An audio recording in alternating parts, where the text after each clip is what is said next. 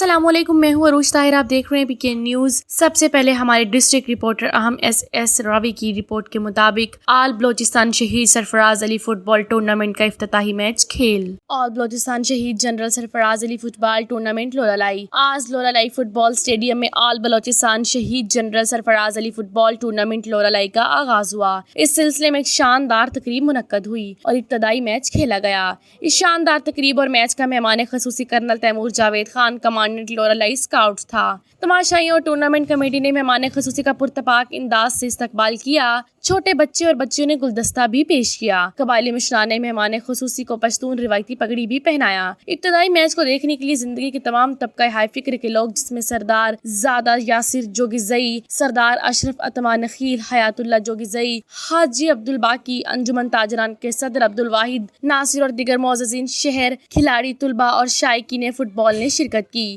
اس موقع پر اسٹیڈیم کو پاکستانی پرچموں سے سجایا گیا تھا۔ ڈھول کی تاپ پر پشتو روایتی رقص بھی جاری تھا۔ ٹورنامنٹ کا آغاز قومی ترانے سے کیا گیا۔ قومی ترانے کے احترام میں تمام لوگ اپنی نشستوں سے کھڑے ہوئے۔ ٹورنامنٹ کا ابتدائی میچ پرنس فٹ بال کلب لولالائی اور خیبر فٹ بال کلب دکی کے مابین کھیلا گیا، جس میں دونوں ٹیموں نے بہترین کھیل کا مظاہرہ کیا اور شائقین سے خوب داد وصول کی۔ ابتدائی میچ کو پرنس فٹ بال ٹیم لولالائی 1 گول سے جیت گئی۔